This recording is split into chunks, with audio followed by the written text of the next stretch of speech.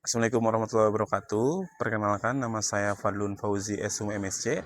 Saya merupakan dosen tetap pada program studi Pendidikan Pancasila dan Kewarganegaraan, jurusan Pendidikan Keguruan, Bahasa dan Sastra, Fakultas Ilmu Sosial dan Ilmu Politik, Universitas Bangka Belitung. Saya memiliki latar belakang pendidikan di S2 Ketahanan Nasional dan sudah memulai menjadi dosen sejak bulan November tahun 2021. Pada tahun 2026, saya memiliki kesempatan menjadi salah satu peserta eligible sertifikasi dosen di Universitas Bangka Belitung. Tentu video ini saya dedikasikan sebagai bentuk komitmen meningkatkan kualitas pengajaran, penelitian, dan pengabdian masyarakat, tentu sebagai bukti utama untuk Indonesia sebagai pendidik profesional. Pada kesempatan kali ini, saya akan memaparkan salah satu mata kuliah yang diampu pada semester genap dan gasal, yaitu mata kuliah Pendidikan Pancasila yang merupakan mata kuliah wajib kurikulum. Guna proses pembelajaran yang maksimal, mata kuliah akan saya bagi menjadi beberapa tahapan pembelajaran, yakni satu mata kuliah akan dibebaskan dengan deskripsi mata kuliah, termasuk juga nanti akan bahas tentang CPMK, media pembelajaran, materi perkuliahan, metode pembelajaran, termasuk juga sistem penilaian dan cuplikan pembelajaran real yang ada di dalam kelas dalam jaringan sinkronus. Pada deskripsi mata kuliah, mahasiswa mendapatkan pengetahuan dan pengalaman belajar untuk meningkatkan pemahaman tentang kesadaran, termasuk rasa kebangsaan dan cinta tanah air yang melalui wawasan tentang Pancasila sehingga menjadi warga negara yang memiliki daya saing serta berdisiplin tinggi, termasuk juga berpartisipasi aktif dalam membangun kehidupan yang damai berdasarkan sistem nilai Pancasila. Setelah perkuliahan, ini diharapkan mahasiswa juga mampu mewujudkan diri menjadi warga negara yang baik dan mampu mendukung bangsa dan negaranya. Warga negara yang cerdas termasuk juga berkeadaban dan bertanggung jawab bagi keberlangsungan hidup negara Indonesia dan mengamalkan kemampuan ilmu pengetahuan, teknologi, dan seni yang dimilikinya. Capaian mata kuliah pada mata kuliah Pendidikan Pancasila. Yang pertama, mahasiswa mampu menganalisis konsepsi dasar pendidikan Pancasila di perguruan tinggi. Lalu mahasiswa mampu mengintegrasikan fungsi-fungsi ideologi Pancasila. Yang ketiga, mahasiswa mampu menyesuaikan literatur dan realita pada aspek Pancasila sebagai sistem filsafat.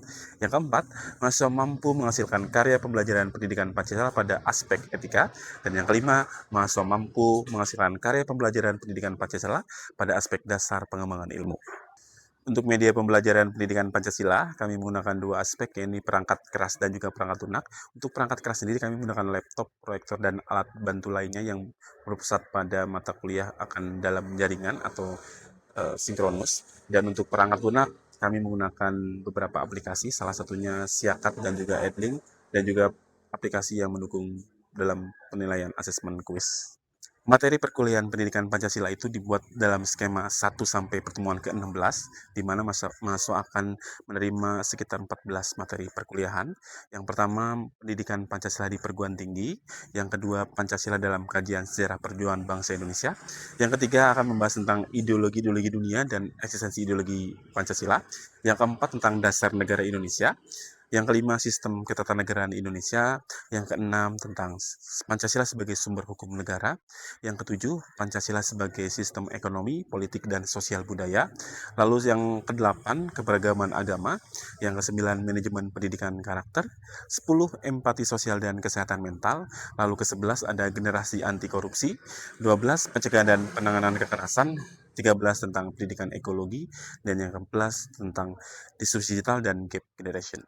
Pada materi perkuliahan kali ini, kami akan menggunakan metode kuliah daring yang merupakan sistem belajar tanpa menggunakan tatap muka langsung, yang menggunakan jaringan internet, yakni pembelajaran sinkron melalui Zoom Meeting. Untuk sistem penilaian mata kuliah pendidikan Pancasila, kami menggunakan beberapa sistem penilaian berupa komponen evaluasi. Yang pertama berupa MMI atau sikap, diskusi dan presentasi 10%, logbook dan produk nyata dari hasil proyek sekitar 50%. Kami juga menggunakan konsep kuis tugas yaitu 10%. Lalu ada evaluasi tengah semester 15% dan evaluasi akhir semester 15%. Mari kita simak bersama cuplikan video proses pembelajaran melalui dalam jaringan atau daring melalui sinkronus. Berikut ini.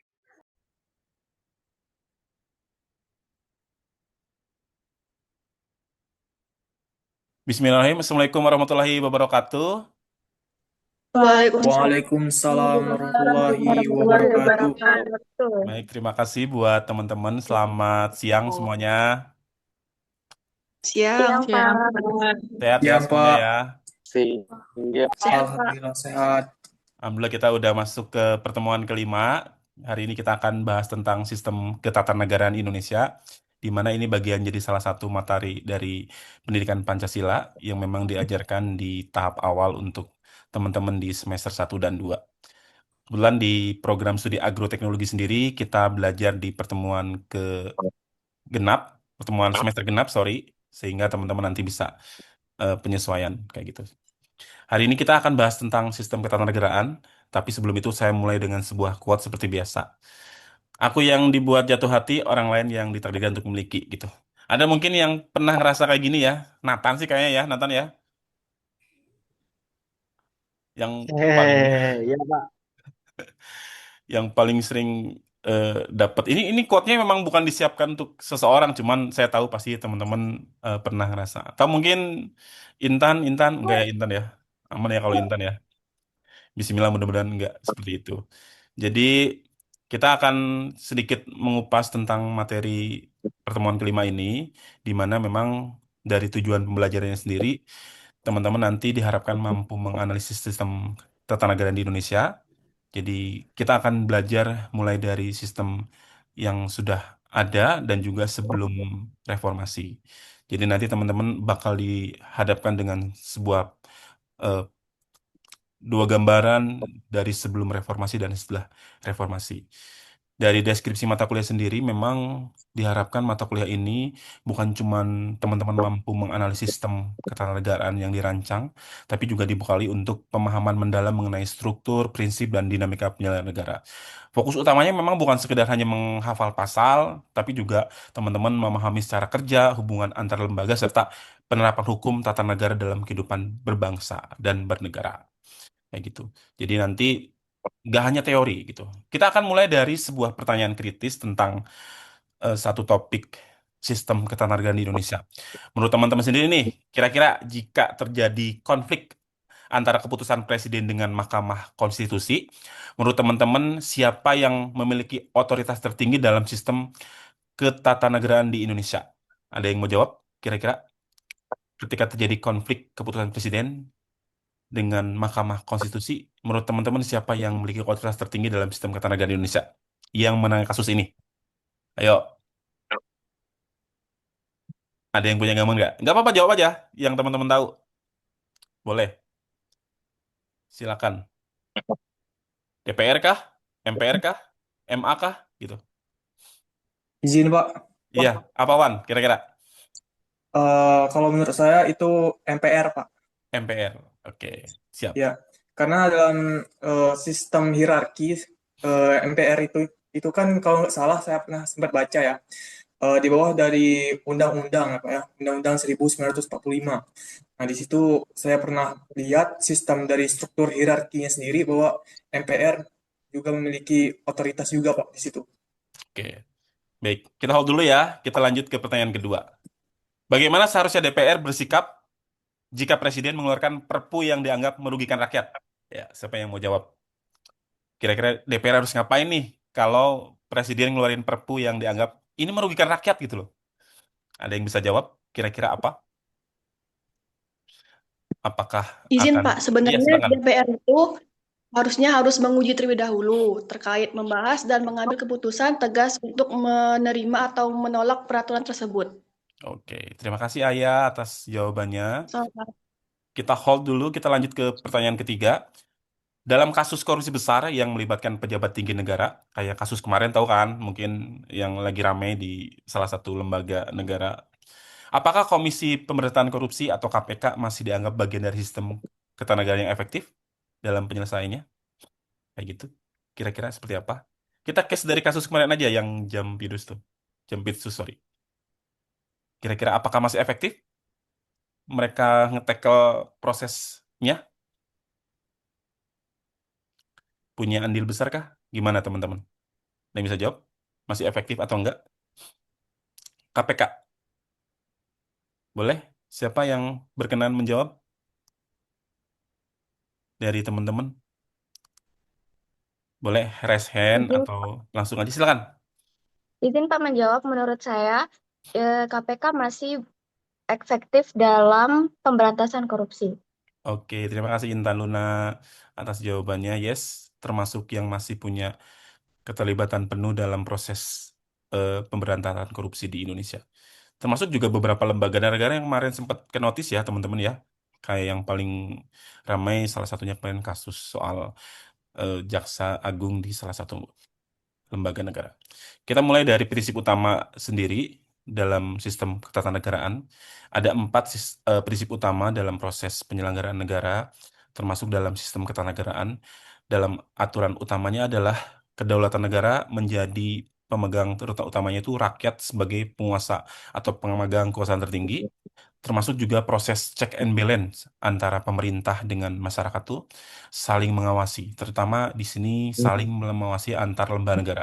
Jadi kalau ada hal-hal yang sekiranya sudah tidak sesuai, kayak kemarin kasus-kasus yang menyangkut tentang beberapa hal kaitannya dengan hukum, itu menjadi salah satu yang paling harus kita awasi. Sekarang teman-teman tahu lah ya, kecanggihan sosial media menjadi salah satu alat utama untuk proses check and balance, terutama beberapa media sosial. Saya tahu bahwa teman-teman sendiri di sosial medianya selalu mengkampanyekan tentang apapun kayak gitu. Lalu supremasi hukum dan semuanya harus tunduk pada konstitusi semua kasus gitu. Ada yang lagi ramai kemarin kasus apa tentang di Bali?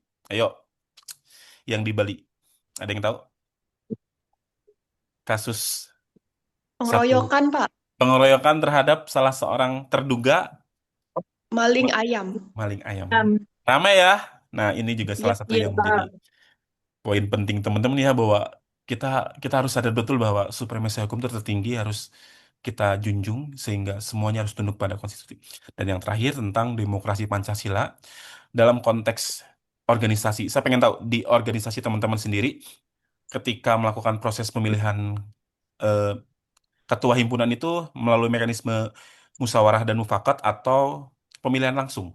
Ada yang tahu mungkin di Himagro ngapain biasanya? Izin menjawab, Bapak. Boleh? Kalau di himpunan, setahu saya tuh kemarin ada yang melaksanakan musyawarah besar gitu. Nah, semua salah satunya angkatan kami, angkatan 25 sama anggota Himagro yang sebelumnya gitu. Mhm. Nah, pelaksanaannya tuh secara langsung, Bapak. Oke, berarti musyawarah besar lewat skema MUBES, lalu ada pemilihan langsung ya. Oke, Ya. fine. Berarti memang sudah mulai melakukan kegiatan yang menyangkut ke musyawarah dan mufakat. Lalu ini struktur lembaga negara. Jadi yang teman-teman ketahui tadi yang sudah sempat dinotis, ada DPR. Dia fungsinya utamanya mengubah dan menetapkan undang-undang dasar, termasuk juga melantik dan presiden dan wakil presiden. Jadi MPR ini punya tugas utamanya itu. Lalu ada presiden dan wapres. Ini adalah eksekutif tertinggi. Lalu ada proses koordinasi dengan lembaga di bawahnya seperti provinsi dan juga kabupaten dan kota. Lalu ada DPR, di sini punya fungsi legislasi, anggaran, dan pengawasan. Semua kelembagaan kaitannya dengan DPR itu punya fungsi yang sama, termasuk di daerah. Ada legislasi, anggaran, dan pengawasan. Dan ada DPD, ini merupakan keterwakilan setiap provinsi, jumlahnya kurang lebih sekitar 4 orang. Lalu ada MA, MK, dan Komisi Yudisial, yaitu fokus ke kekuasaan kehakiman. Dan yang terakhir ada BPK, yang mengawasi keuangan negara. Satu lagi ada BPKP, tapi itu lembaga yang memang dibentuk oleh presiden terpilih yang nantinya bakal menjalankan roda kepemimpinan. Nggak mirip ya, nggak sama dengan BPK. BPK memang tugasnya menguasai atau mengawasi, keuangan negara. Kayak gitu. Lalu kita akan melihat perubahan sistem dari reformasi dan sebelum reformasi. Jadi ini ada sesudah dan sebelumnya. Dulu MPR itu sebagai lembaga tertinggi, jadi tidak ada lagi lembaga yang lebih tinggi dibanding MPR. Tapi setelah reformasi, tidak ada lagi lembaga tertinggi, semuanya setara. Nggak ada yang beda. Ketika sebelum reformasi pun presiden dipilih oleh MPR lewat keterwakilan masing-masing. Nah, setelah reformasi, presiden dipilih langsung oleh rakyat. Tahun 2004 adalah kali pertama presiden itu dipilih oleh eh, rakyat lewat skema pemilu. Lalu peran yudikatif lemah dulu, jadi semua kelembaga kehukuman tuh nggak ada punya taring bahasa ininya, sehingga setelah reformasi MA, MK, dan KY itu diperkuat lagi untuk kekuasaan kehakiman. Termasuk juga CSBLN terbatas. Kalau sekarang lebih jelas, semua masyarakat itu diatur dalam roda kepemimpinan yang boleh siapapun bisa melakukan proses check and balance lewat kritik atau saran dan masukan kepada pemerintah atau lembaga negara lainnya yang sedang memimpin seperti itu. Ini merupakan refleksi juga buat teman-teman tentang sistem ketenagaan di Indonesia yang terus berkembang sesuai dengan tuntutan zaman. Karena memang kita tahu bahwa tantangan utama itu praktik demokrasi, korupsi, dan partisipasi masyarakat yang tentunya punya harapan besar memiliki sistem yang adil, transparan, dan juga berdasar Pancasila. Aku mengutip dari salah satu pernyataan tokoh besar bahwa negara yang berdiri kokoh jika hukum dan semuanya dijalankan dengan adil, termasuk juga rakyat berpartisipasi dan Pancasila jadi landasan utama. Itu yang utamanya ya teman-teman ya dari proses refleksi pembelajaran kita hari ini, sehingga kita tahu bahwa nantinya teman-teman boleh melakukan aktivitas apapun di pembelajaran yang berkaitan dengan hal-hal menyangkut tentang reformasi, termasuk juga hal-hal yang kaitannya dengan ini, kayak gitu.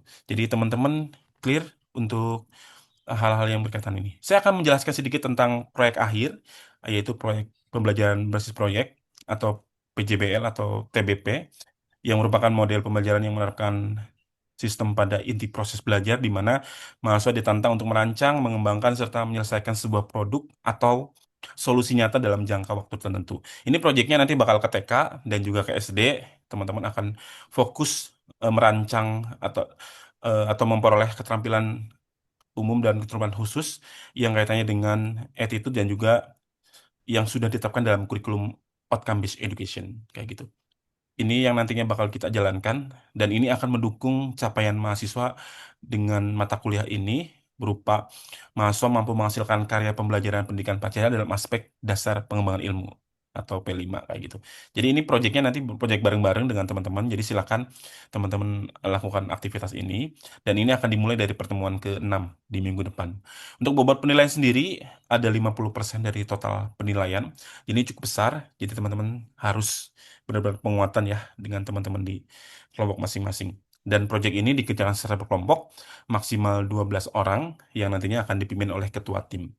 Setiap orang nanti punya job desk masing-masing, jadi silakan nanti upayakan dari total di Agro berapa satu kelas tuh jumlahnya? Ayah, Izin Pak, 28 orang Pak. 28 orang berarti ada yang ya 14 semuanya ya berarti ya jumlahnya 14 orang. Oke, nanti berarti ada yang ke TK, ada yang ke SD. Iya, Nanti Pak. kita akan sesuaikan di pertemuan ke-6, kira-kira pemilihannya siapa yang di TK, siapa yang di SD. Dengan tema yang tentunya nanti akan saya paparkan di pertemuan ke-6. Untuk pembagian kelompok, silakan kita akan bagi berdasarkan jumlah proporsi yang adil, di antaranya komposisi laki-laki dan perempuan silakan disesuaikan, termasuk juga karena ada 14 orang per kelompok, jadi nanti silakan porsinya bisa disesuaikan. Saya menyerahkan sepenuhnya ke teman-teman untuk pembagian kelompok, jadi silakan teman-teman bisa menyesuaikan dengan tim masing-masing, kira-kira seperti apa, dan teman-teman nanti diharapkan mampu bisa eh, berdinamika di kelompok masing-masing untuk pembagian tim dan lain-lain. Untuk job desk sendiri nanti kan kami bagikan di pertemuan ke-6 ya teman-teman ya. Lalu untuk quote terakhir, untuk pertemuan hari ini terima kasih sudah bergabung. Tak semua tawa berarti bahagia, seringkali tawa adalah penutup hati yang tengah terluka. Terima kasih buat hari ini. Sekian, Assalamualaikum warahmatullahi wabarakatuh. Waalaikumsalam. Waalaikumsalam warahmatullahi warahmatullahi Waalaikumsalam wabarakatuh. Baru saja Bapak Ibu menyaksikan cuplikan video proses pembelajaran pada mata kuliah Pendidikan Pancasila pada materi perkuliahan pertemuan kelima, yaitu Sistem Ketatanegaraan Indonesia. Pada mata kuliah ini, mahasiswa diajak untuk memahami dan mengetahui bagaimana sistem ketatanegaraan ini berlangsung, dan juga diajak untuk mengikuti project based learning untuk pertemuan ke-6 yang nantinya menjadi salah satu asesmen penilaian. Saya juga mengucapkan terima kasih kepada Kementerian Pendidikan Tinggi Sains dan Teknologi, termasuk juga Universitas Bangka Belitung, seluruh dosen rekan sejawat, dan juga mahasiswa.